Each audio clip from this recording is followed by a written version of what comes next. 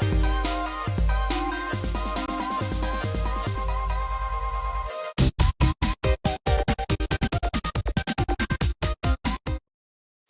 everybody, and welcome to our early comic review video. I'm Andy. I'm Matt. We're here with Infinity Flux Comics out of Chattanooga, Tennessee, and this is our bigger show where we show you some of the biggest and best books that are releasing this Wednesday to your local comic book store, or if you shop with us at infinityflux.net, they're there too. While supplies last, you can go ahead and order them. That way you don't have to worry about them selling out on Wednesday. They'll already be there for you. Whether you shop locally, they'll be in your pull box, or if you are somewhere within the United States, we will mail them out to you. Either way, it's all good. Yep. And we would really appreciate it. And also, like and subscribe, because we would also appreciate that as we bring you more awesome comic book coverage weekly. And there's more and more every week, There's it seems more. like. It feels like it's like they're playing a trick on us, and every week they like put in like three or four more. Now we're like, we're covering 75 comics. It's like on The Office when Jim put an extra nickel in the handset of Dwight's receiver to where it got heavy. Yeah. Eventually, we're just going to hit ourselves in the head with a comic. Yep.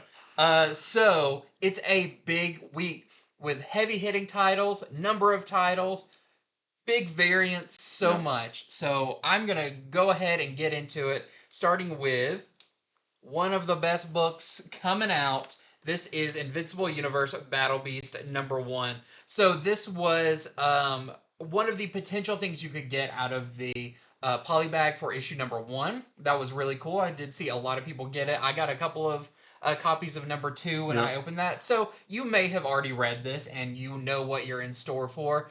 But for everyone who did not get that, or you just got the A cover and you've been waiting patiently for a #2, here it is. Of course, it's by Robert Kirkman. Art is by Ryan Ottley. It is a phenomenal second issue.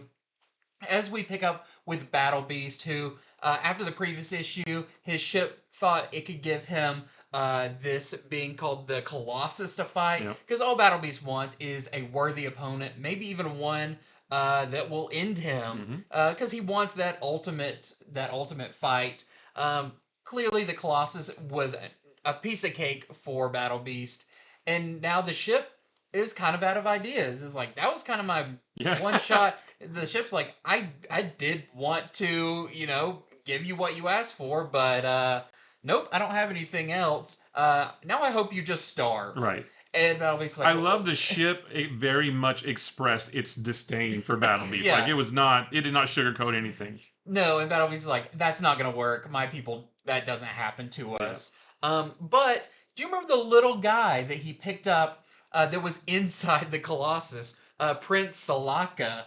This little guy, I don't know if he was partially digested and that's why he's like missing part of his body or whatever. He is very feeble and very sad looking, but he was brought on board the ship at the end of the last issue, and he pipes up and says, hey, I think I can help you out with this. One, don't hurt me, but also, if you can take me back to my home planet, we have something there called the Juggernaut, and I think that would be the perfect thing to fight you. And I was like, I like the sound of that. But Salaka says, I'm a prince. It'd be really bad if I showed up looking like this. Do you think we could stop somewhere and get me a body? And Battle Beast is like, I do need some weapons. So they head to this really cool space station full of crazy looking characters. Some, if very like F tier characters from Invincible are there. Are they really? I didn't recognize any. There's a character that's basically Riker from Star Trek. Okay. That's in there and everything. But this new body for Salaka is going to be very expensive. They don't have a whole lot of money until the person working there suggests you would need to like win the blood games or something to be able to afford this. And that sounds like a good idea for Battle Beast. Battle Beast just kind of perks up blood games. Yeah, he's like, you're speaking my language now. That is just like the first like 3 to 4 pages of this book. And you can only imagine where it goes from here, as it is way more action even than the first issue, crazier characters, kind of bigger stuff starts being built up, but not like, oh, now the book really changes. It's just like, another challenge Battle Beast has got to take on, and it was so much fun. I can't recommend this highly enough. I think one of the highlights of it is for sure Ryan Otley's art and his character design, because every creature that Battle Beast goes up against is kind of a new weird abomination alien type thing that is so fun. And yeah, it's this book is for the action. I mean, the story's fun, but the story is in service of the action, the art, and the just the kind of like visceral nature of this book. Yeah, this may be the best work of Ryan Otley's career. Yeah. This looks so good. I enjoyed this one even more than the first one, and I loved the first one. So yeah, I mean, this is just like, give me this forever. Yeah, I could read this forever. Yeah, even if this was just a book that was 200 issues and it's just Battle Beast going and fighting a thing and then moving on to another thing and fighting it, I'd be fine with it. I'm a simple man. That's all I need. Yeah, this is definitely kind of. It sounds like a bad thing to say junk food, but this is just boiled down to the fun stuff. Yeah. I think there is going to be a bigger story later. We do know some stuff that's coming in here since we were on the retailer call for Battle Beast a few months ago. There is bigger stuff coming, but it's all once again in service of a just fun, over the top book. Yep. So I could go on about this book all day.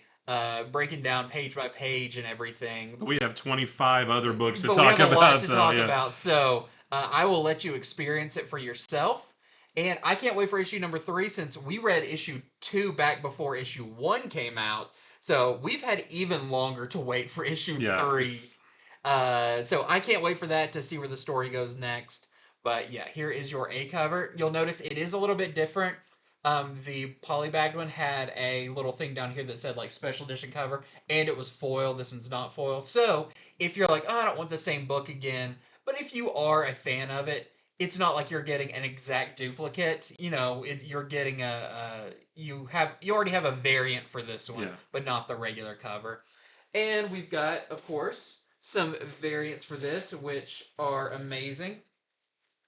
One by Doug Mahnke, which I love. I mean, I've been a fan of his since his work on Green Lantern and all of that, so it was really cool to see his cover. And we've got, of course, some big old incentives. So we've got a 1 in 10 Sue variant that we're selling for $8.99. We've got a 1 in 25 Asrar variant, which is cool because that was your artist on Conan and Bug Wars. So this just fits right in with that, and we're selling that for $19.99. We've got a Linux cover. This is the 1 in 50. We're selling for $44.99. It feels like a very Samurai Jack style. And lastly, we got the biggie. This is the 1 in 100 Liber Mayho cover that we're selling for $149.99, and that is nice. Pricey, but worth it. All right. Well, Battle Beast demands your loyalty. Right. So, gotta get it. My first one is Bring on the Bad Guys Doom #1. So this is the first in the series of Bring on the Bad Guys books. This is written by Mark Guggenheim. The art is by Stefano Raffaele. And this series is described as a series of one-shots.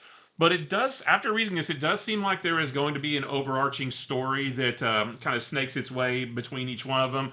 But it does. I almost think about it like a baton being handed off. Yeah. It feels like there's one issue might just like, hand something to the next character. Well, yeah, and it does seem like even though the story might continue across all the books, it does feel like that maybe each character, each villain will only appear in their respective books. Like the story is going to, it even says at the end, to be continued in. Yeah. Bring on the Bad Guys, Green Goblin, but Doctor Doom's part of the story, I'm pretty sure, is finished here. And also, I just want to say, this does not appear to be connected to any current Marvel continuity. There's no mention of Doom being Sorcerer Supreme or ruler of the world. He's not wearing the cloak, like he is in One World Under Doom. So this does seem to kind of be its own thing. So in this book, Doctor Doom receives word that a woman named Sister Sorrow, who is a new character, this is her first appearance, She is traveling the world trying to obtain these 5 mystical daggers that, when brought together, can activate this mystical artifact known as the Soul Forge, which has the power to change the world. And of course, Doctor Doom being Doctor Doom, he wants that for himself. He'd heard of these daggers before, Yeah. but it's like I thought those were kind of lost to time. Right. So he tracks down Sister Sorrow and demands that she give him the dagger, the one dagger that she has obtained already. And of course, she disagrees, and they get into a big confrontation. But it's during this confrontation that we actually get a flashback sequence of how the Soul Forge was created and by whom. And it's that was really cool. It's really cool, and it does work in at least one other Marvel character that you're familiar with, and also like some different mystical realms that you see take place, that you see stories take place in sometimes. And I'll leave it at that. I won't tell you if Doom gets his dagger or what happens, but yeah, this was really cool. I like this because Doom is very Doom in this. He's very. I want to have, I'm the best, and I want to have this power and that kind of thing. The artwork's really cool. We get some good action. I like the story of the creation of the Soul Forge, just because it does kind of have ties to the Marvel universe, but not in a direct way. And then, of course, we do see kind of who the main antagonist is through this whole thing, and who is the character that is wanting, or who is the character that sent Sister Sorrow out to get these daggers so that the Soul Forge can be activated, and why do they want it, that kind of thing. And that really excited me. So yeah, it was really cool. It's going to be weird to see some of the other books, because some of the other books, the solicitation makes it sound like they take place in the past. Yeah. Like the Green Goblin one, it says, see an old told chapter of the Green Goblin's story or whatever. But this is present day, so I'm not really sure. I don't know. We'll know more when the next one comes out. I really like the Soul Forge origin, because it reminded me of like the Lord of the Rings, the forging of the ring, like it, where it's like, oh, these came together and they each poured a little bit of themselves into this, and it's got like the visuals are very kind of spooky and dark and scary, and I don't know. I thought this was really cool. I liked the tone of it. I like just the characters that show up in here, and I can't wait for the next ones, because after reading this one, now I'm intrigued about like, well, what does so and so have to do with this? I think there's a Loki one. What does Loki have to do with this? What does Dormammu have to do with this? And it's gonna be really cool to read them all and see this as a full story. Yeah, definitely.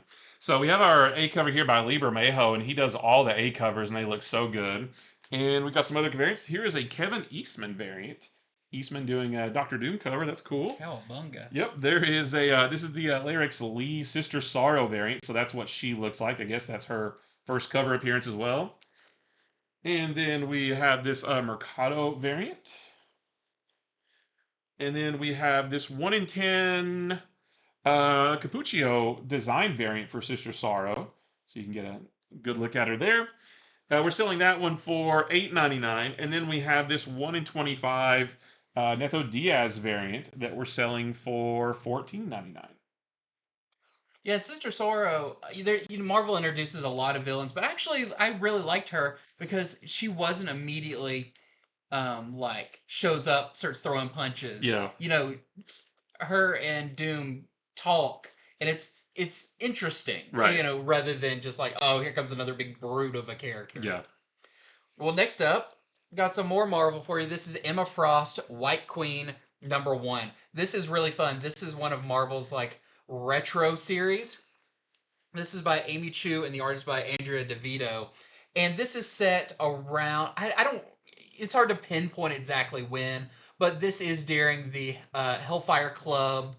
So probably around what Dark Phoenix before that. Yeah, it gave me those vibes, yeah. Yeah. But kind of an indescript time, but just in the past when Emma Frost was the White Queen and was more involved with that than X-Men. She was more on the villain side. So in this, Emma Frost, as the White Queen, is attending a Hellfire Club meetup party in Buenos Aires, which I love that there's like, I don't know if they ever mentioned this in other books, but that like Hellfire has branches all over. And so she's meeting up with one here. And I really like this because yes, she is a member of the Hellfire Club and all of this, but she is a mutant and she's very sympathetic to mutants. And while she's in this party, she's got her like telekinesis turned on, and she hears people like bad mouthing mutants, and so she's already kind of set herself apart from them in that way of, she's like they don't even know that like one of their leaders is a mutant. And I don't know. I just thought that character development was really interesting for her. But she mingles. You get introduced to like this new like assistant she has. It's all really fun. But at one point, a mutant. I just called him a mutant rebel, kind of like holding a flag and is like, um, four mutants and all of that bursts in. I guess he like kind of teleports in. It looks like it's Yeah. got like a little portal or something. And of course, everyone around freaks out because oh my gosh, it's a mutant. And Emma Frost is a little bit more like I'm just gonna like look and see what happens. But he gets away, and Emma Frost is like, we need to get a meeting together, talk about what just happened. And they were gonna talk about other like Hellfire related things. But when that happens, suddenly the X-Men show up because they are looking for that kid that just came through. And this is one of the coolest parts because this is such a iconic era for the X-Men. It's a big double page spread. It's gorgeous. It's The gorgeous. artwork is gorgeous. The costume, like It is everybody in the yeah. costume you want them in Yeah. because you've got Wolverine in his brown costume, Colossus, Storm, Nightcrawler. It is just like the pinnacle of X-Men Yep. right there. But this does, they do their thing and everything, but this does make Emma Frost think of like we just had like two groups or a mutant and the X-Men barge in here. That shouldn't happen. Like our security should be better. Something's wrong here, and I think there's a traitor among us in the Hellfire Club, and we need to figure out who it is. And that's kind of the setup for the story. Is maybe there's a mole from the X-Men or from something working from within the Hellfire Club, and Maybe it's some kind of mole man. oh, it could just be Mole Man and his moloids Yeah. creeping in through the floorboards. But this was really fun. It's a cool setup. I've always liked Emma Frost because this kind of like withheld power she has of I could do a lot right now, but I'm just gonna sit back and play it cool and all that, and that really comes through in here. So I really enjoyed this issue. I can't wait to see what happens next. And just the time frame this takes place in is just peak X-Men. So if you are a classic X-Men fan, an Emma Frost fan, um, you're gonna like this. Yeah. Plus, you don't really have to know like what's currently going on in the X-Men, which is always nice to kind of take a breath, Yeah. take a step back to a simpler time. Yeah. You definitely don't need to know anything about current day X-Men because this is set way back in the past. So yeah. A simpler time during Claremont's run when it was the most confusing time. Right. But it's just a great time, and I really enjoyed this book even more than I thought I would. So And the artwork again was so good. I really like the artwork. some really great. I mean, there's X-Men doing very X-Men things. When you read it, you'll see what that means. Yeah. But it's like X-Men's greatest hits that they roll out in Yeah. this, and it's so cool. So we've got this great David Nakayama A cover. And even though you see Wolverine in his yellow and blue, he's all brown in this. He's in the correct costume. He's in the correct Yeah. one. We also have this Sway cover, which I love. I love the wardrobe of Emma Frost can just be wild and crazy. We also have a Joel Jones variant. And we have this Yagawa foil variant, which is really, really nice. But at this point in Emma Frost, she cannot turn into Diamond. Correct. This is before all that. That's before all this. So this is just mainly psychic Emma Frost. All right, next up, we got Superman Unlimited #2. And this is every bit as good as the first one. So the first couple of pages of this issue kind of show the Daily Planet. I wrote down coming online, becoming, helping it to illustrate its new status quo as a global news source. You see buildings in Gotham City and Central City, I think. I thought that was interesting. I'm like, oh, wow, they're really like putting their stakes in, Yeah, in it's all these like, different places. yeah, so and so in Gotham City ready to go, and so in whatever city ready to go, that kind of thing. And then we get a sequence with Lois in El Caldero, and more specifically Emerald City, which is a city made entirely out of kryptonite because the kryptonite is so abundant now, thanks to the big asteroid that dropped in the first issue. And there is while Lois is there is an attack there that by some revolutionaries or something, and three soldiers wearing armor made of kryptonite kind of deal with it. And it kind of made me think that maybe El Caldero uses kryptonite the way Wakanda uses vibranium. Yeah, Kind that of, makes kind of, sense. sort of. And then, so after that sequence, we are taken back to Metropolis, and we see Jack Ryder, aka the Creeper, although he doesn't, he's just looks civilian, he's in his civilian clothes.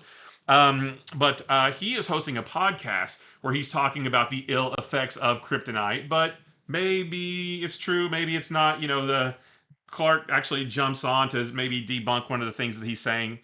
And after this, we're actually treated to a sequence of Superman taking on some bank robbers, and it's a lot. It's a lot of this right here. Like, we actually do see this in this issue, and it's also here during this kerfuffle that we see Superman in his all gold form again that we saw on the very last page of the first issue.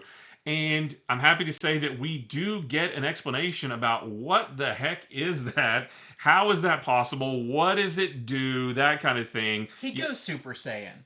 It's Superman Super Saiyan. It's basically like Gold Sonic, I know Sonic people would say that. Yeah, I mean, there's limitations to it. And there are side effects. There's side effects to it, but it just very much feels like he like powers up and then turns gold, and I don't know. I actually thought it was super cool. Yeah, and for the folks, there was a lot of chatter after the first one of folks being like, "Oh well, gosh, now that he can do this, he's way too powerful now that he can just he's immune to kryptonite and he can do this. Nothing can hurt him."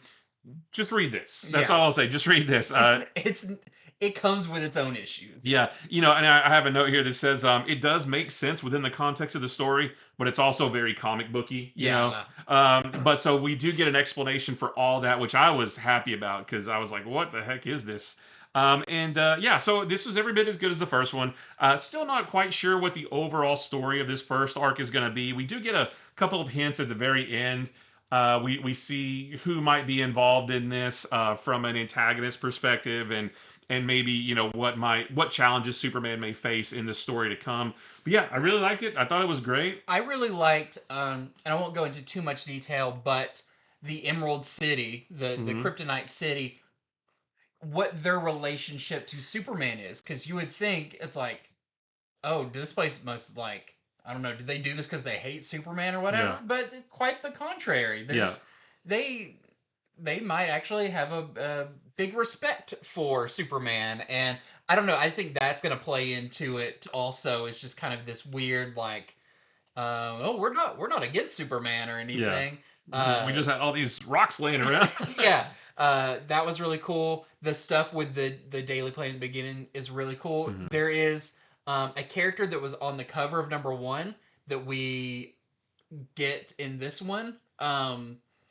Because there's a there's a Daily Planet location somewhere very interesting. Oh, right.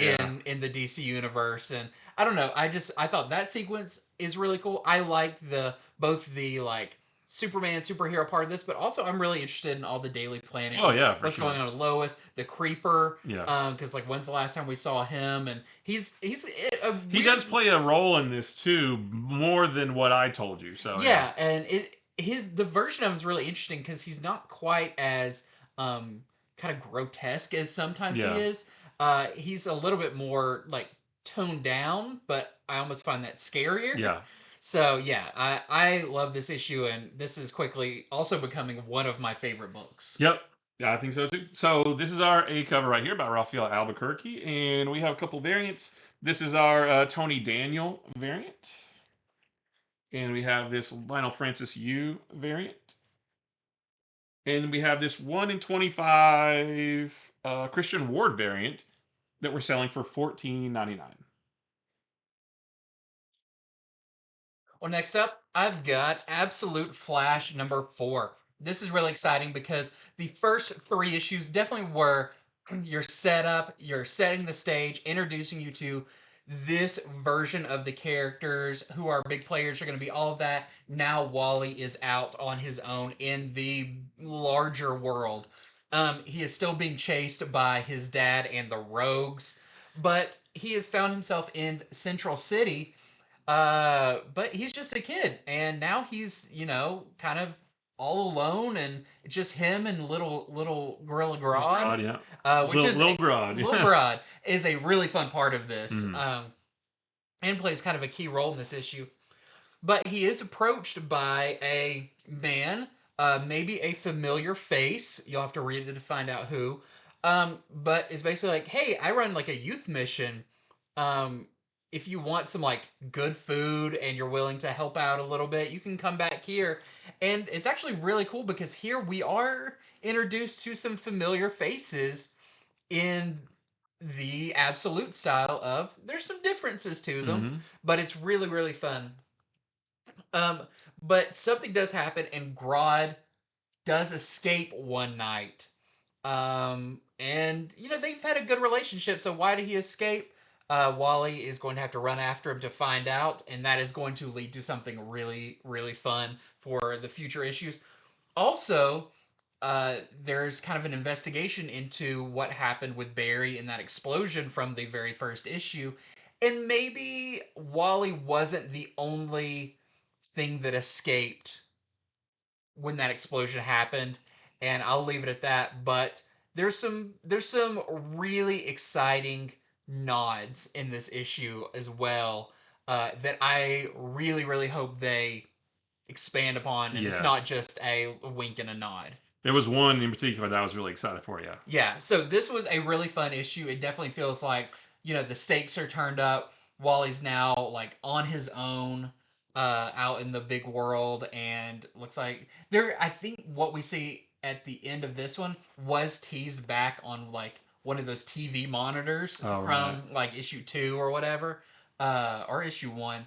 But I just, we're really starting to build it out now, and I'm very excited for the future of this book. I love this issue, so this is your A cover. We have our Clayton Crane variant. We have our Haining variant.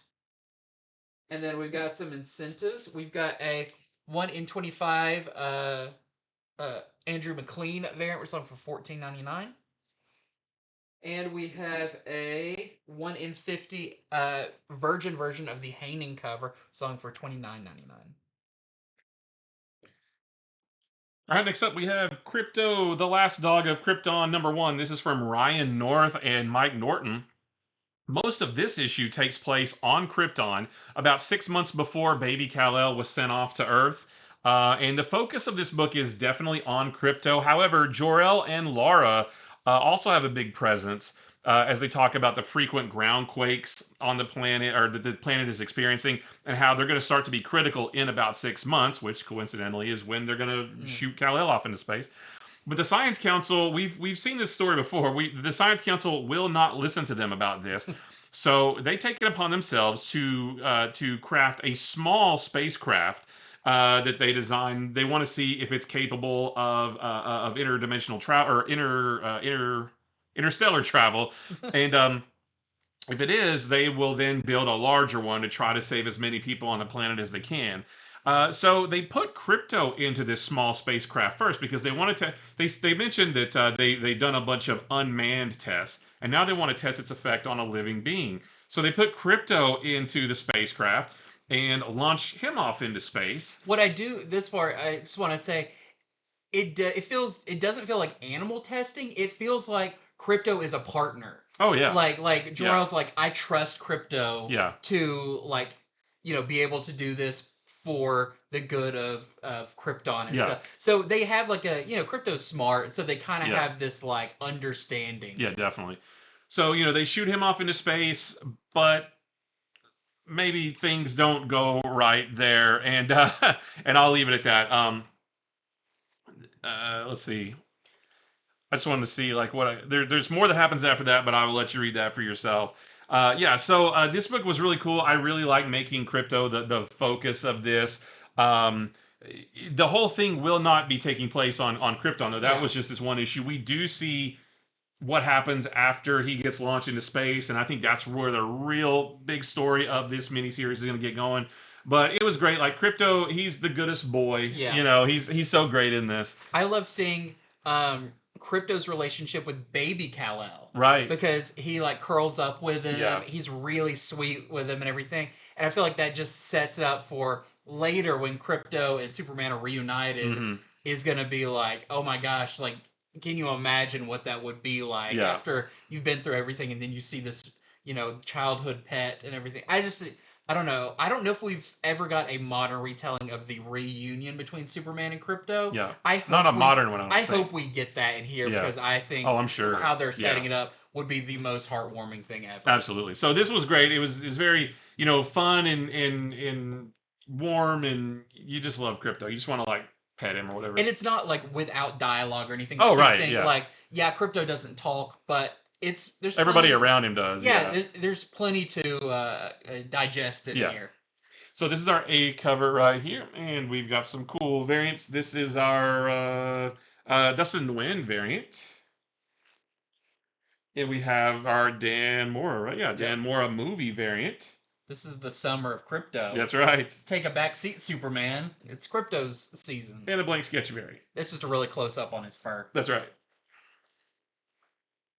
Well, next up, we have a new Star Wars book. This is Star Wars Dr. Aphra, Chaos Agent #1. This is a new ongoing Star Wars book. We've gotten Dr. Aphra is really like revolutionary for being the first Star Wars character created for the comics who's received their own ongoing series. This is, I think, her third or fourth ongoing series. What I'm excited about this is like all the current main Marvel Star Wars books takes place after Return of the Jedi. So this is for Aphra, like we don't know what's going to happen with her in this one. This is written by Cherish Chin and the art is by Gabriel Guzman, and it's really really cool because if you've been following Aphra, you will step right back into this and like a worn pair of shoes. But if you're new to Dr. Aphra, this is still very easy to understand. All you got to know is Aphra she's got her degree in archaeology. She's a little Indiana Jones, but just way more of a scoundrel. And in this, it picks up where she's actually on trial for just a whole list of crimes she's committed, mostly all related to like her smuggler side. It's bribery. It's impersonating a New Republic officer. It's thievery. It's everything like that. And they're basically like everything on your rap sheet should send you to jail, but you do have a character testimonial or testimony that we will follow, and you're not going to jail. You're just on supervised release. And like all the other prisoners that are in that like the courtroom are like, oh, screw you. Like, how did you get out of this? And that's kind of Aphra's thing. She gets out of everything, but she does wonder like, who spoke up for me? But what happens? She goes back and steals and impersonates a New Republic officer and everything again. And she is actually brought into like the main New Republic office where they're like you messed it up again, but you are really good at what you do. So we'll make a deal. If you don't say yes to us, you're going to be locked up for the rest of your life.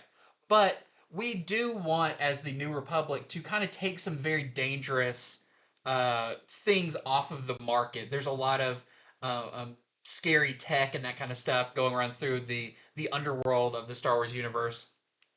We would love if you would help us steal it back. And Aphra's like, oh, well, yeah, like I can do that. And they're like, but we want to make sure that you don't just run away. So you have a partner going with you.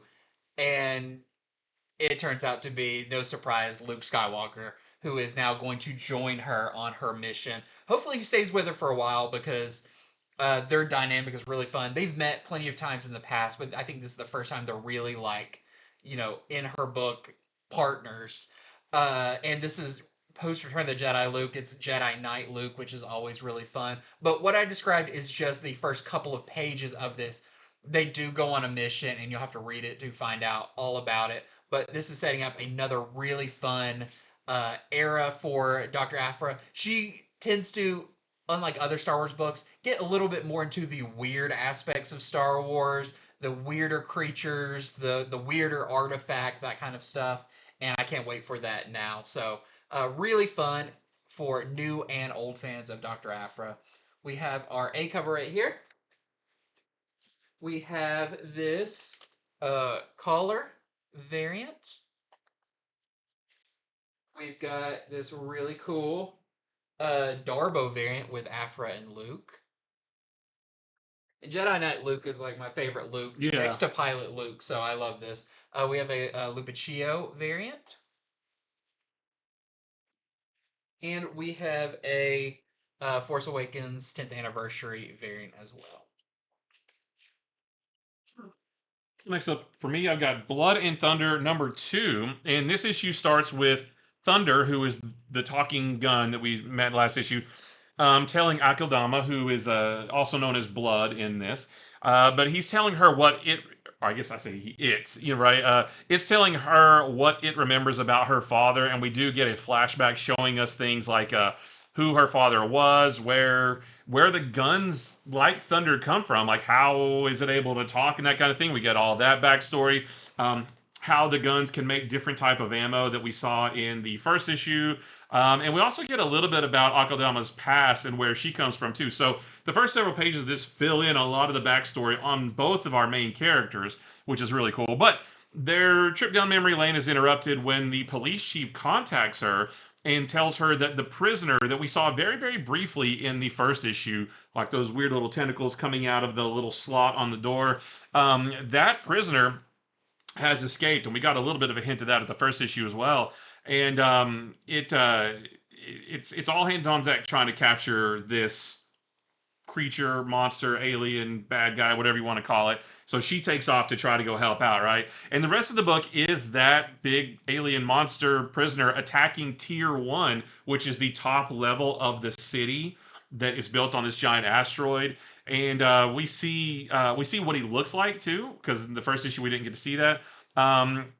He's very ugly and bad and scary, but he doesn't act like how you think he would act. And I feel like he might have something to do with what happened to Akeldama's father, but I don't know yet. That might be wrong. But yeah, so if you read the first one, definitely pick this one up because it definitely pushes the story forward, fills in some blanks, answers some questions, and then sets up the big threat that she's going to have to face in this. So really cool. And I'm glad that we got an explanation about the gun because I was like, how?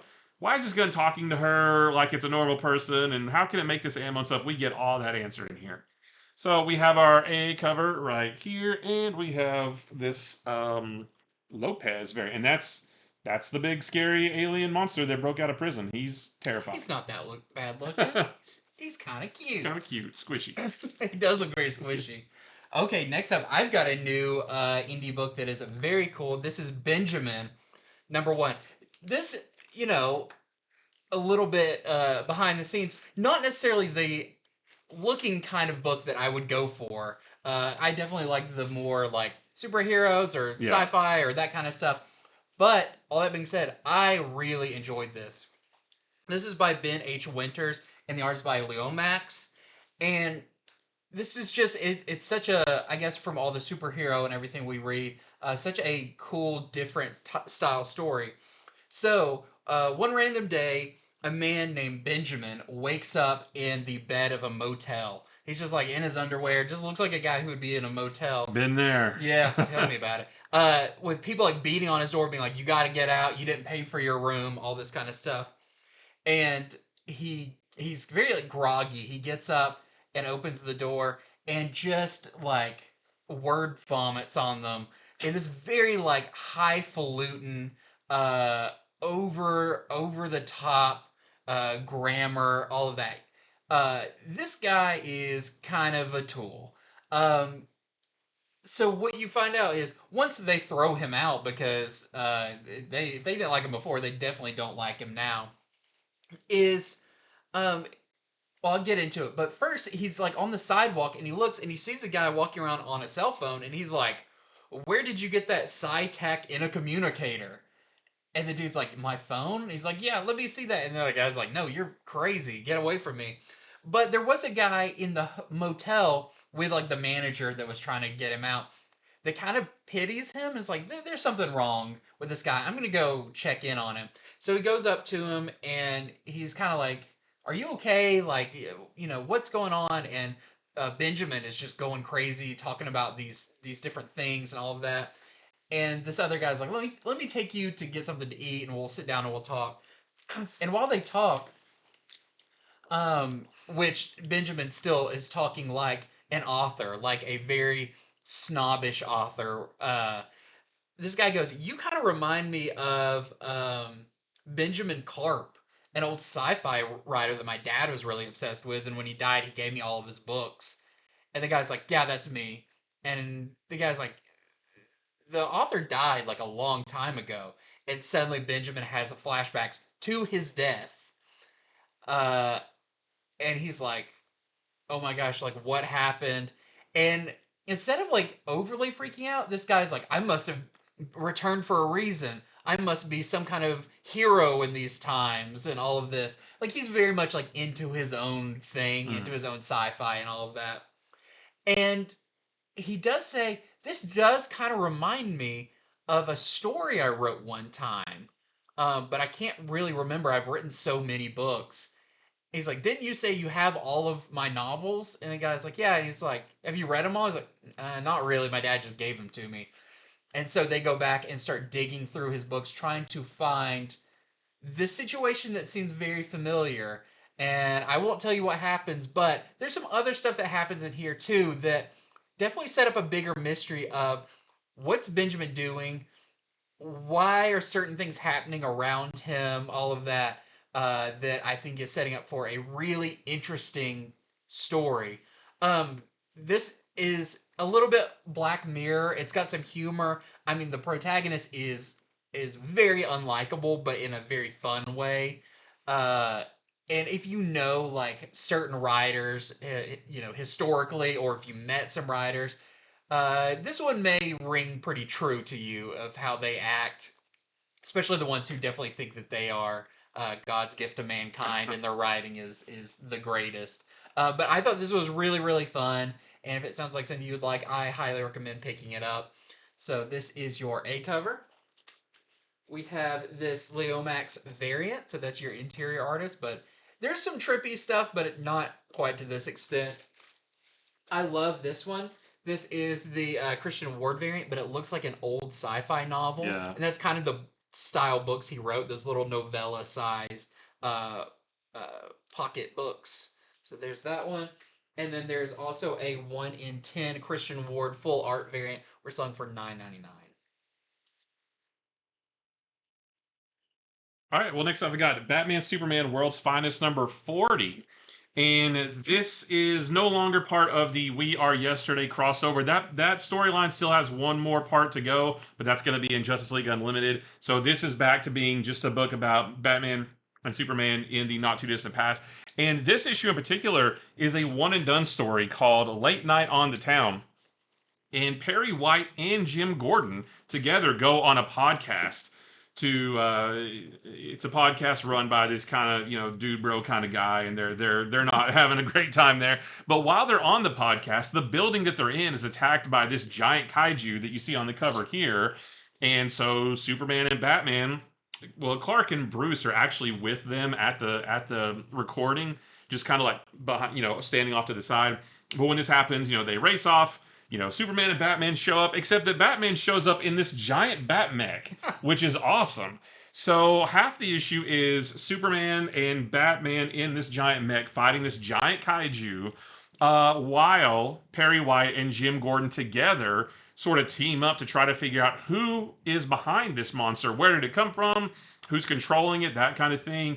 and it's really really fun. Like I said, it's a one and done story. You could read it on its own. You don't need to know anything about anything. It does wrap up by the time you get to the end of the book, because a new story arc starts next issue. So this is just kind of like a fill in. The artwork is great. There's some great action. There's a little bit of really fun humor in it. Like everything about this is great. It feels like a really fun Silver Age book. So if you're looking just for a really fun Superman and Batman story to read, like this is great.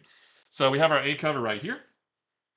We, we have this Terso variant of Superman about to do the fastball special with Batman, I guess, who has the batarangs out like Wolverine claws, which is really cool. I pre-ordered this one. This is the Dan Mora cover with Stephen Colbert. I've been trying to get all the celebrity variant covers, and so that's really cool. And we have this. I don't have the ratio on this one. It's probably like a 1 in It 25, should maybe. say on the Oh, barcode. It says them on the DC ones. oh, 1 in 25, yeah. This is a 1 in 25 variant by Skylar Patridge that we're selling for $19.99. And that's just a heads up that I wish every company did this. But DC, if you look on their barcodes, it'll tell you the cover artist name, Yeah. if it's a variant, and if it's an incentive, it'll tell you the ratio of it. And I love that they give artists credit right on the cover, and everybody should be doing that. Yep. So, next up for me is Ultimates issue 13. So, this is a very interesting issue. I would say I went into it thinking it was going to be one thing and it was something else. Mm-hmm. Not in a bad way. And after we talked about it, I liked it more because, there's a lot to take in this issue. But uh, this has Tony Stark, and we kind of know from the end of the previous issue, he basically says, this version of the Ultimates I've got here is not really working. We went up against the Well, the Hulk. Hulk Yeah. in the one issue and just got our butts handed to us. And it hasn't got a whole lot better from there. And so he decides, he kind of writes on this board Ultimates 3.0. But what does that mean? And I'll say it's not necessarily what you think, but it is a very interesting other thing because in this issue we do return to some previous locations that we've gotten in the series, and I thought that was really cool because there's a few issues that kind of felt like one and done issues, like the Red Skull compound, the island where the new She-Hulk is from, the prison with Luke Cage. We do return to all of those places, but why? And what does this have to do with Ultimates 3.0? I don't want to give too much away, but Tony's plan is bigger than what I initially thought it was going to be. Yeah, it's not something as simple and straightforward as, hey, let's just go find more heroes. It's, Yeah. And add them to the team. It's more than that. It's more than that, and I don't necessarily know what it's going to turn into. We're going to have to read future issues to see how this plays out. But there's some ideas he has that are stuff we haven't seen nor have we even considered in this series, about how the Ultimates may grow. Plus, there is something kind of weird at the very end that, we'll have to see what happens. But I would say Mhm. Tony is getting a little bit more disconnected from reality. He's becoming a little bit more more machine now than man type thing, and it'll be really interesting to see what happens with that. But a very interesting issue, and I definitely want to go back and reread it because it was a lot to take in. But very very cool. So there is your A cover. Here is your Sue variant. It's a foil variant. And you can see on there, again, he's got Iron Man, but he's in those Kang colors. That doesn't happen in here. But they've been hinting at that for a while Yeah. now. And I'll be very interested to see how that plays out. Based on something in this issue, I could see how maybe we get to that point. I mean, I don't know for sure, but Yeah. It seems like they're planting the seeds for that. And then we have this 1 in 25 Greg Land variant we're selling for $14.99. Next for me is Gwenpool #2, and the mystery of who is this mysterious Gwen Stacy continues. So we do get who they're claiming is the original Gwen Stacy. Supposedly she is back from the dead, and she, I have my doubts, but in this she actually does talk to Spider-Man. like she is the original Gwen, she knows things that only Gwen would, or maybe only Gwen would know. And she managed. There's a bit of a skirmish between her and Spider-Man and Gwenpool, but she does manage to get away from them. Um, and Gwenpool and Kate Bishop, she's there too. They have to sort of leave the scene to go take care of some chaos in the streets because, and we still don't know, like some big attack has happened on the Yeah. city. We saw that in the first issue. We kind of came in after that happened, where all these buildings are destroyed and there's some heroes in the street, trying to clean up some stuff and or still taking care of some like some ne'er do wells, I guess. It was Fin Fang Foom, wasn't it, in the Oh, first that's right. issue? It was Yeah. Fin Fang. I forgot about that. But I Yeah, mean, this attack by him was almost like an event level yeah. attack. It's like calling all the heroes together. Yeah. It was one of those kinds of things. Um, so Gwen and Kate have to go deal with more chaos in the streets, and Spider-Man chases after this Gwen Stacy here, and they eventually all sort of come back together. And at one point, Gwenpool, the actual Gwenpool, she looks up on top of a building and sees a character who I don't think we've ever seen before. So I think maybe this is the first appearance of a new character. I didn't recognize the character that she saw. But then, just like that, the character vanishes. And Hmm. she's like, well, maybe I didn't see somebody. Maybe it was just Spider Man swinging overhead or something. I'm not sure. Um, they all do manage to catch back up to Gwen again, and there is a very surprise ending. And I'll leave it at that. But I should not like this book at all. Like bringing back the real Gwen Stacy is sacrilege. And when I first heard about it, I just completely rolled my eyes. But I am so wildly fascinated by Yeah. this story. I am so sucked into this mystery of, is this really Gwen Stacy? If it's not, who is it? Because even Spider-Man's like, you're not the real Gwen. You're a clone or you're a robot. You're definitely not Gwen. But it kind of seems like she is. But maybe they just want us to think that. I don't know. I love Spider-Man in this because he's kind of our point of view. Yeah. The questions we ask, he asks. Yeah. And like Spider-Man is a primary character in here, which I love because this is a story where he should be heavily involved. Right. We talked about it last time of like, why isn't Spider-Man in All New Venom? Because it feels like he's the first person that should be on the scene trying to figure out what's going on. Yeah.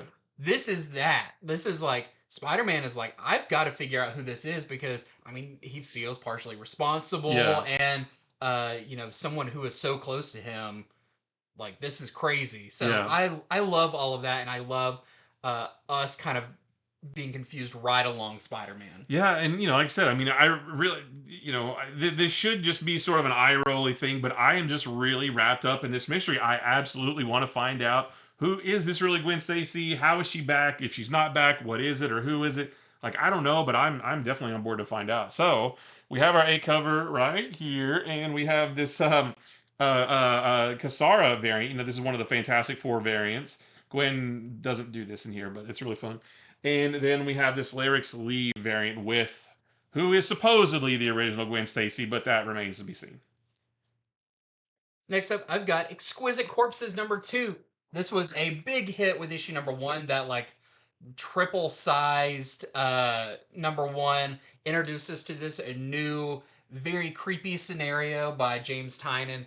And in the first one, we got the setup of this town and these very rich, very powerful people who every 5 years do this game where they hire these killers to come in, and the last one standing, their representative gets to rule the country for the next 5 years.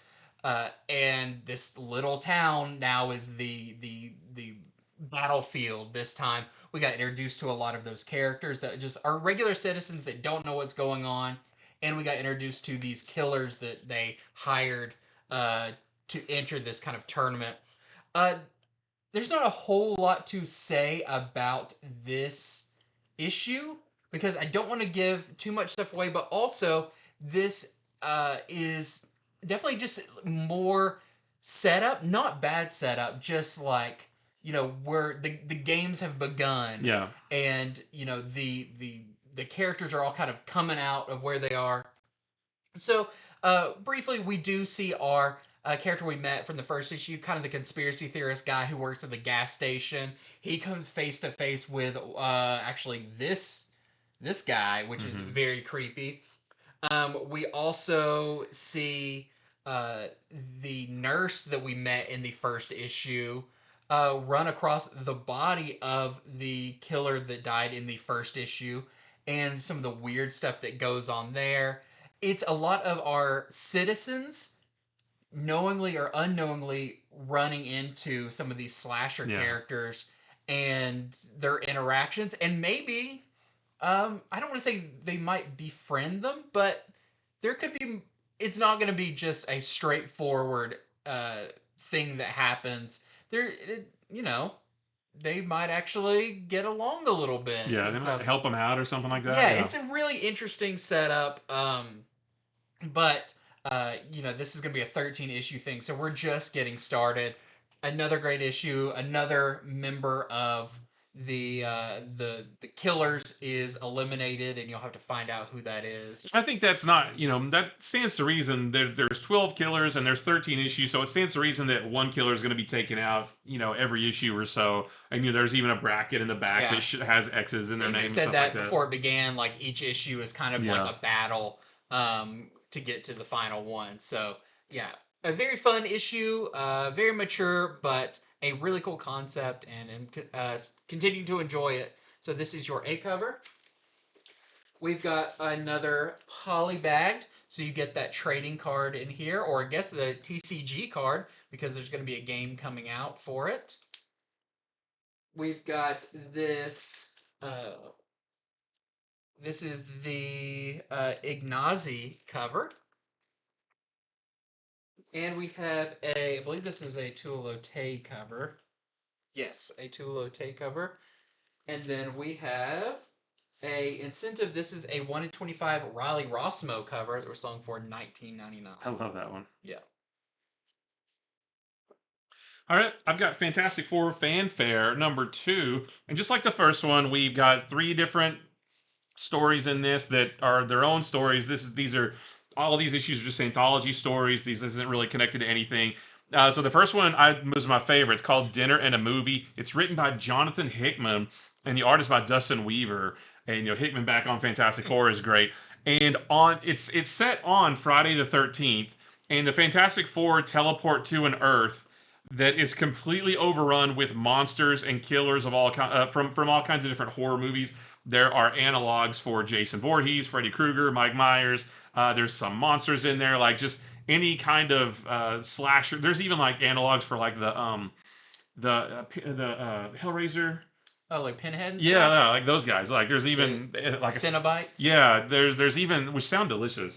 There's even stand-ins for that, and so they're on this Earth, trying to take out all these killers, and it has a really cool twist ending, which I thought was really neat. There's a story called Future Uncertain from John Tyler Christopher and Andrew McIntosh, and in this one, Reed Richards has been sending his past self broadcasts, or forecasts of the week to come. So every week, Reed Richards gets a message from himself in the future, telling him, giving him forecasts for the week and stuff like that. But one day those forecasts stop happening. He doesn't get one, and he racks his brain, nearly driving himself mad, trying to figure out what could have possibly happened to me in the future to make me stop sending these messages to my past self. And then there's another one called Hide and Seeker this is from Mark Buckingham, and this actually has ties to Fantastic Four number 144, way back in the 70s. And in this one, Doctor Doom creates an android called the Seeker to destroy the Fantastic Four, but his henchmen lose track of it. And so that was kind of, it's got a little bit of humor to it. So just 3 more really cool standalone stories of the Fantastic Four to get you ready for the movie coming out in about a month now. So I'm really excited for that. So we have our A cover right here. And we have this Sue variant with Mole Man. Mole Man's not in this one. Is this the, Bring on the Bad Guys variant? Yep. And then here is our Daughterman variant. Next up, just going to talk briefly about Jeff the Landshark #1. This is funny. This is a new, I guess it's a mini series. But all the Jeff books that we've gotten previously have been print versions of the Marvel Unlimited digital first comics. But this one is actually its own first original in print story. So that's really cool and something new in case you've been following the digital first ones, and you haven't been getting because you've already read them. Well, this is new. So this is by Kelly Thompson, and the artist by Tokitaro Koro, and this is, but it's very similar to those other Jeff books. It's a very lighthearted. It's not an anthology like little stories within it. It's one story that looks like it's going to continue. And in this, Jeff gets chased through the Sanctum Sanctorum, which is really fun by some very creepy little snake guys. And he might actually bump into some stuff he shouldn't bump into and start himself on a little adventure. Deadpool also appears in this. This isn't like those where there's like no dialogue. There's quite a bit of dialogue. It's not Jeff talking, but the people around him. And I don't know if you'd call it a first appearance, but um, there's a version of Jeff that appears in here that, I could see adding to the lore of Jeff going forward. So very fun, very cute. If you like Jeff, you're going to like it. There is your A cover. Even though it looks very Marvel Rivals, it's not like set within that universe or anything. So this is the Tokido Koro variant. So that's your interior artist. We have the Todd Knock Icons variant. We've got this Yagawa foil variant, where Jeff has the Infinity Gauntlet. We've got a blank sketch cover. I love this one, the Art Germ cover. And we have a 1 in 25 Now Fuji variant, we're selling for $24.99. None of those other characters on this cover appear in here. All right, I've got Vanishing Point number 2. Loved the first one. This is a new series from it's Man Cave, right? Yeah. Yep. This is an anthology sci-fi horror series. Every issue is a one and done story, blending sci-fi and horror together. And this one is written by Mark Russell. The art is by Ryan Alexander Tanner. And you can see here on the cover, this is very Jetsons-like. It even kind of looks like a beat up like a VHS case or maybe like an old comic book or something like that. And it looks very much like the Jetsons, and it reads a lot like a typical episode of the Jetsons with the parents going off to work, the kids going off to school, with some hijinks thrown in here and there. Very standard Jetson stuff. However, the only thing that's out of place is a boy named Cosmo. He says that Bobby is the son. He says that he's Bobby's friend, but visually he looks out of place. He's got an eye patch on. He's got like dark hair and he's wearing dark clothing, whereas everything else is like real light and colorful and that kind of thing.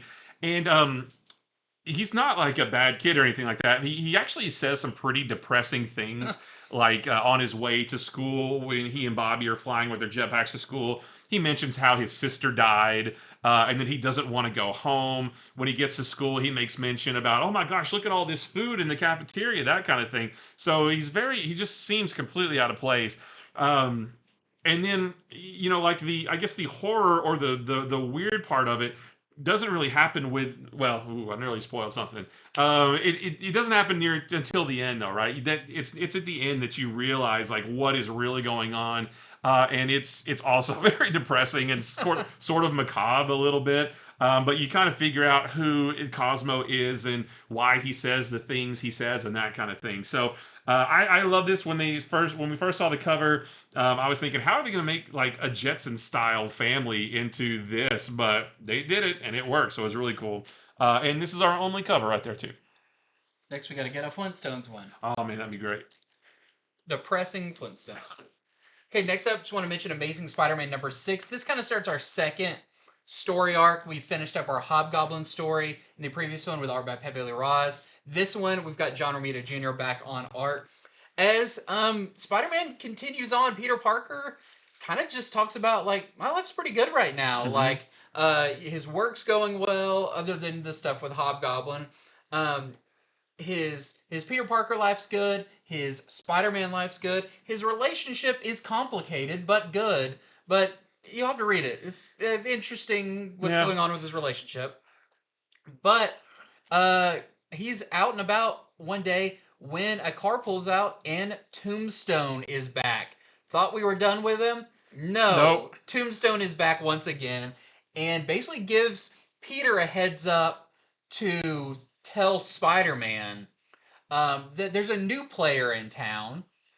Someone kind of riling up the crime gangs of New York, and that he should tell Spider-Man to be on the lookout.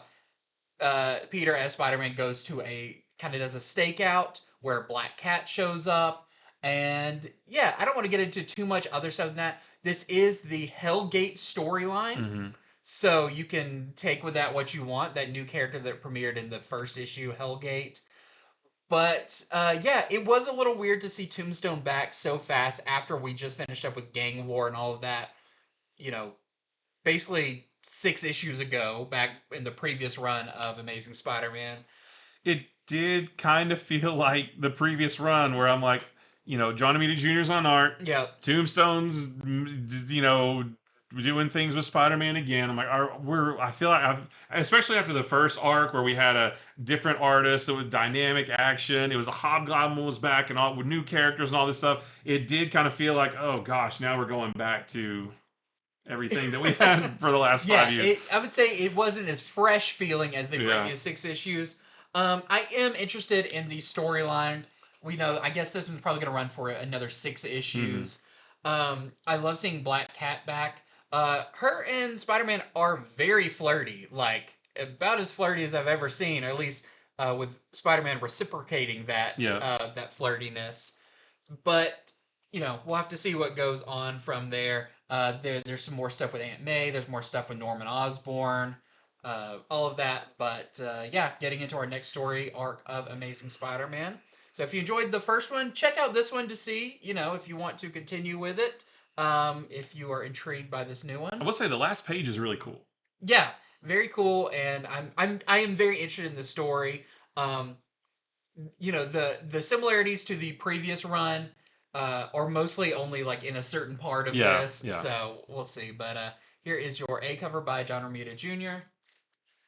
We've got this awesome Caselli variant. This is one of our fantastic variants, but I just want that to be in a story. Just a one shot where Spider-Man gets stretchy powers. I want him to stretch his arm way out and then shoot webs to go even further. Yeah, he can travel clear across the city. Yep.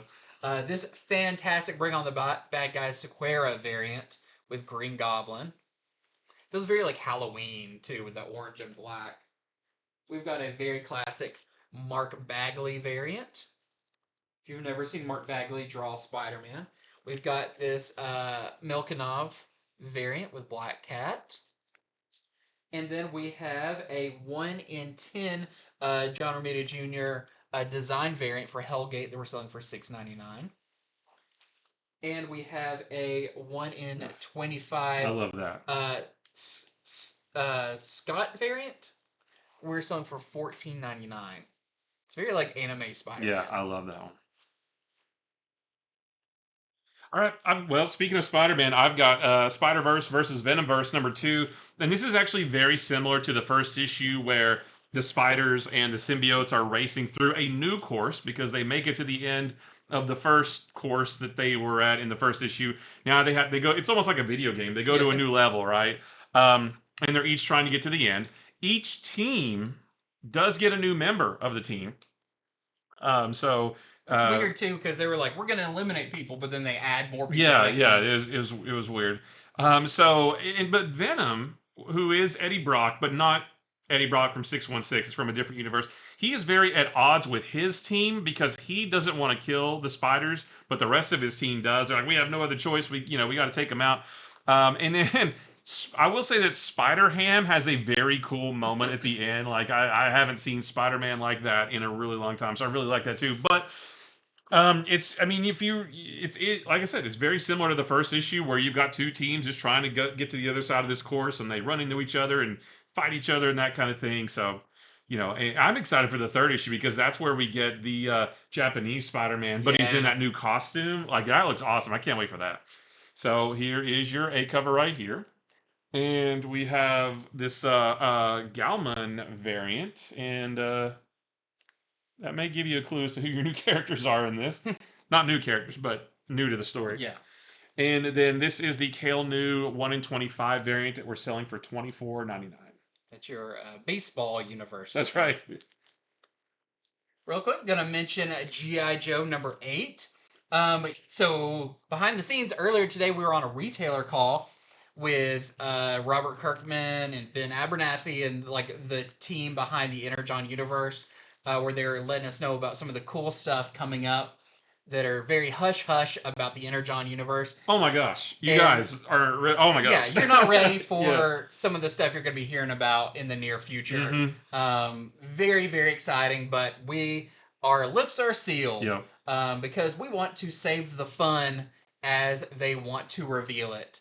But, makes me more excited now every time I pick up an Energon Universe book like G.I. Joe number 8.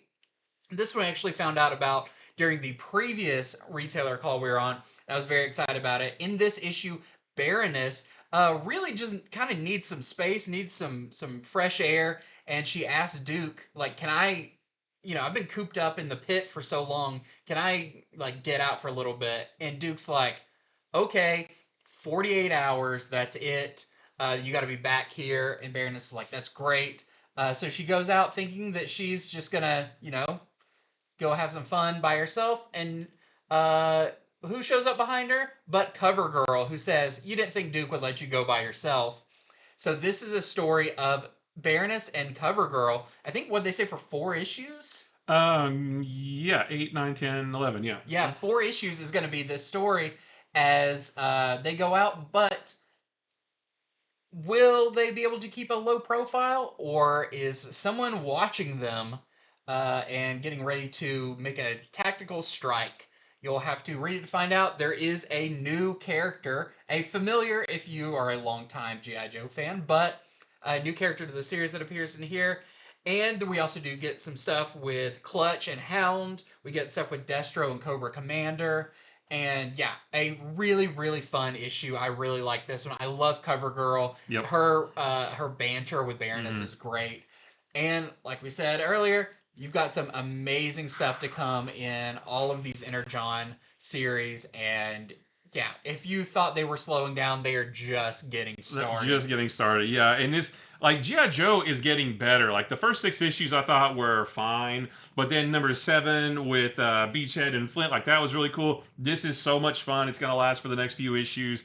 And then the things that are coming after that are crazy. And then other things that are coming in the Energon universe, it's going to knock your socks off when you hear about it. It's not a spoiler to say G.I. Joe, Void Rivals, and Transformers all have big stuff on the horizon. Things coming. So that is your A cover.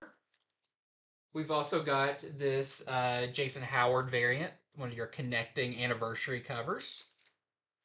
We've got this Milana cover, which that is your interior artist on these next couple of issues. It looks great, yeah. It looks really good. We've got this Qua connecting variant. This is a 1 in 10. We're selling for $8.99. We've got this Ferrari variant. This is a 1 in 25. We're selling for $12.99 with Major Blood. Who might have a bone to pick with Baroness after she got rid of his eye. And we have a 1 in 50 Guilford variant that we're selling for $29.99. Like, I'll just say real quick, one of the things they told us today literally made my jaw drop. Like, I was, yeah, oh my I had gosh. to pick it up off the ground. That's It right. was disgusting. It was gross. Yeah, there's like weird stuff got in there. Okay, that was weird. So next up, I've got Godzilla versus Avengers #1. This is the next in the Godzilla versus series of one-shots. The last one is Godzilla versus Thor that comes out in a couple weeks, I think. But this is from David F. Walker and George Ginty. And this takes place during Brian Michael Bendis' run of New Avengers. It's in that era when you have Cap and Spider-Woman, Iron Man, Luke Cage, Wolverine, and Spider-Man on the New Avengers. So it takes place to them. And I will say it's written that way. So if you know how Brian Michael Bendis likes to write his team books, it's written exactly like that, and maybe dialed up a notch or two when it maybe shouldn't have been. But most of this issue is the Avengers and Maria Hill and the kids who built Jet Jaguar, because he is part of this. I think you'll see him on a variant cover if you don't know who Jet Jaguar is. He's on one of these. Yeah, there he is. The kids who he's this big giant robot that fights kaiju. So you have the Avengers and Maria Hill sitting around a table, kind of griping at the kids who built Jet Jaguar about sending in a big giant robot that's been untested to fight Godzilla and Fin Fang Foom, and causing a whole bunch of destruction to the city. And Maria Hill just thinks it's really responsible of them to do that. Like I said, there's tons of destruction everywhere, but most of the issue takes place after that, and it's a lot of sitting around talking about it. Talking heads. Right? Yeah, That's it's a what lot Bendis of was known it's a for. lot of talking heads. Everybody, even Captain America, has like little one-liners that just sort of felt out of place. So, like I said, it feels very Bendis-y, but dialed up to 11. And it But it's wasn't. not written by Bendis. It's not written by Bendis. It's No. almost like an homage to that time. Yeah, not my favorite of the Godzilla versus books, but it was nice to go back to this era of New Avengers because I really like that. I really like that era of New Yeah. Avengers. I love that team. Yeah. It was such a cool kind of mix of old time Avengers and some new additions. Yeah. Yeah, very cool. There's our A cover right there. And we have this Lee Garbett variant. This is our Nick Bradshaw variant. We have our Barden variant. Here's our Mike Allred variant. Here is Jet Jaguar. So that's this big robot right here, and this is from Arita. And then we have this really awesome Okazaki foil variant. And I'll say we don't really get anything this cool in the book. I'll go ahead and tell you that right now. And then we have this 1 in 25 Tony Daniel variant that we're selling for $14.99. Well, next up, another one of my favorite books coming out is Bug Wars. We've got Bug Wars issue number 5, the penultimate issue of book 1 of Bug Wars. So it's really starting to heat up now as Slaymaker, our protagonist, finds himself in the Weird Web, the kind of the hub of all of the spider witches. And he kind of goes through a very interesting journey while he's there. Kind of a it's they kind of describe it as like it's bigger on the inside type thing, as you very TARDIS-y. Very TARDIS, very maybe a little psychedelic, but he kind of has to go through this journey while he's in there, if he wants to save his brother, who all the bugs, all the mites are now, even ones that used to not get along, kind of create a truce because they're all going to target him. And you kind of think, what could these little bug people do to humans?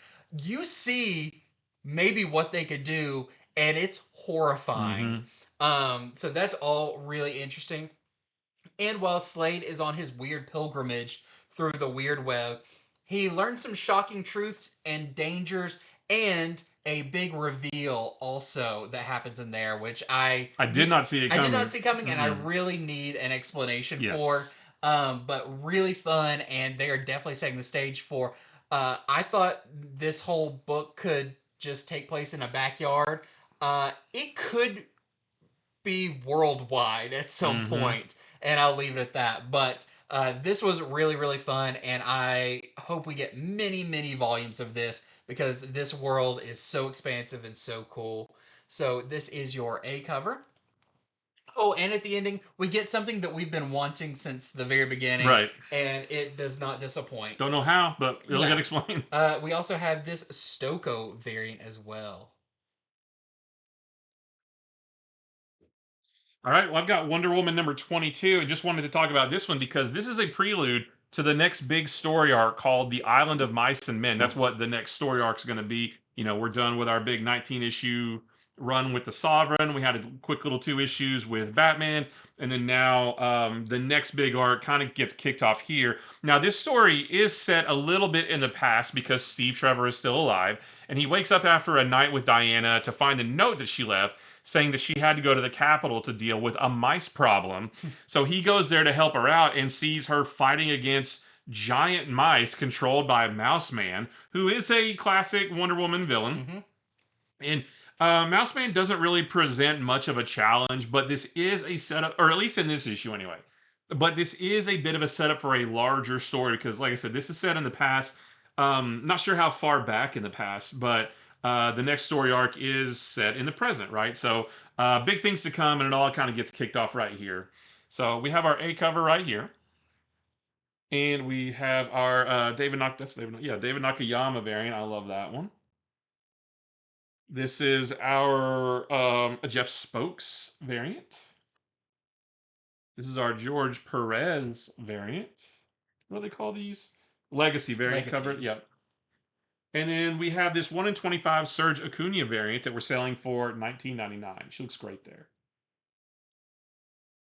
Well, we also have our next issue of New Gods with issue number 7. This kind of starts off a new story arc within this bigger story. Because we know that the New Gods have abandoned New Genesis and are heading towards Earth, and that's what the big part of this is. As their ship crash lands on Earth, the Justice League help it land, but it's still not looking very good. And the Justice League aren't the only ones that noticed that they landed on Earth. There's also the DEO, led by Agent Chase, who is not too happy about the New Gods being on Earth. And this is a really interesting issue where you've got, Superman standing up for the New Gods, but there's a lot of interesting stuff about, like, yeah, but where are the New Gods going to go? Mm-hmm. Because, there's a lot of them. And she's like, are they going to stay on the Watchtower type thing? And I thought this was really cool. But there's some other stuff that goes on, especially with Metron, that raise a lot of questions about the overall story of New Gods.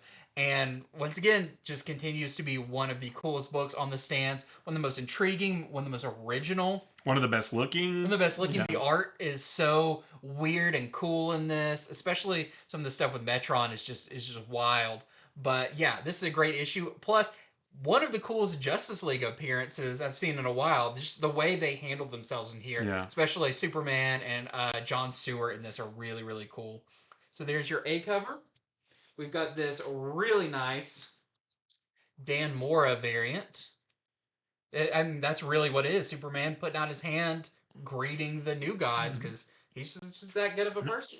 And that is it for those. Oh. Let me type my note here, and then we will talk about Aliens versus Avengers number 4. Remember this? Nope. The series that has 3 months in between every issue. Well, this is the final issue. And I was just a baby when this started. I know, right? Last we saw, at the very end of last issue, we saw Mr. Sinister experimenting with xenomorphs because, he loves to splice genes together. DNA, not like genes. He loves to, blue genes. Oh, he really makes them last a long Yeah, that's time right. with his splicing. So he's experimenting with xenomorphs, and that is fully realized in this issue. I don't want to tell you how or what happens because this is the end of the story. But this is the final battle with the xenomorphs, between the xenomorphs and the heroes that are left, and what happens after that. So if you've been getting the other 3 issues over the course of the last 9 months or so, don't miss the last one because You've invested a lot of time. You've waited so long for this. It is here. So there is our A cover right there, and we have this Fong variant. With Spider-Man is not Spider-Man's not been in this at all. And then this is our 1 in 25 EM Gist variant that we're selling for $24.99. And I've got Zatanna issue number 5. This is the penultimate issue of Zatanna. I actually don't have any notes for this one. I didn't write any down. But this was an awesome issue. It is very this book is going to read great in trade. I love it issue by issue. Just seeing the art is incredible. But this story that Jamal Campbell has crafted is so in depth and intricate with the characters that he uses and everything. It's really a standout book for Zatanna. This one has so many nods and weird magic stuff of is Zatanna in reality or is she somewhere else? That kind of stuff. But I also want to point out that this is very I almost want to say interactive, but the stuff that Jamal Campbell does in this is very it's not just here's a story. There's little bits in here that like actually had me I had a piece of paper out and I was taking notes because I wanted to. You were trying to solve a puzzle. I was trying to solve a basically. puzzle within this issue. Yeah. That was super cool. Plus, there is just some like there's a fourth wall break in here that's incredible. There's a double page spread in this that is visually one of the most creative things I've seen in a comic book in years. Yeah. Like this thing was like I was like, whoa, that I didn't expect that, but it works so well. I want to see more of that, you know. And yeah, like story beat, like within the story itself, there's a couple real clever things that I didn't even pick up on, but that's Yeah. what you were working on. And holy cow, like what an issue. Yeah. So just to say, this run of Zatanna is phenomenal. I hope we get more. Jamal Campbell's art is incredible on this, and this is a book that I've been buying issue by issue. And then when the trade comes out, I'm gonna get that too because it's worth a reread all the way through, just to see how this story was crafted. Because there's callbacks to the first issue, back to old Justice League stories, just such cool stuff. So this is another phenomenal issue of Zatanna. Here is your A cover. We also have this Lozano cover. I got this one because that is just adorable and fun. This is the Fiumara variant. She's taken off her face. We have a George Perez variant with that very classic look for Zatanna. I would almost like to see. He might do it in this one. I just have to look closer, see if Jamal Campbell draws that costume in one of the flashbacks. I think he did. Yeah, and then we have this, which I'm sure is not going to last long. This is the 1 in 25 Zoe Thorogood variant. We're selling for $44.99. And I've only got one more to talk about real quickly because I did not get to read through it as in depth as I wanted to. But we do have a new Spawn Universe book out. This is Spawn Universe Bloodletter #1. It's a mini-series by Tim Seeley, Joseph P. Illich, and the artist by Christian Rosado. And this is a new character. Some of these have been on, like, characters that briefly appeared in an old Spawn comic or whatever. This is a new character that is a CIA operative who is seeking revenge against Al Simmons. And that's what I wasn't too sure about because I was like, oh, was that something that happened in a previous issue? Yeah. But it says that this is their, first appearance and everything, so maybe they'll get more into that. But she now uses magic and mystical arts to become a mercenary, and looks really interesting. I need to read it more in depth, but if you're a Spawn fan, you've been getting everything Spawn related. This is your next addition to that. We've got our A cover right here, and there is a blank kind of brown red. Is it crimson maybe? It would be a very deep crimson with more yellow orange in it, but just those, and that is it. This was a huge week, so make sure that you head on over to infinityflux.net right now, where you can order these books while supplies last. A lot of these are going to sell out very fast, I am sure. Some great books this week, some big books. Battle Beast, and we've got New Zatanna, and we've got Ultimates, and so many good things you do not want to miss out on. So, again, infinityflux.net, where you can order right now. And we've got more stuff coming up very soon that we can't wait to talk about, but we've got our show coming up on Wednesday. We'll be going over early orders for stuff coming out in a few weeks, our Comics in the Future on Friday, and so much more. So, thank you for joining us. Make sure to subscribe to our channel if you love comics. And until next time, see ya.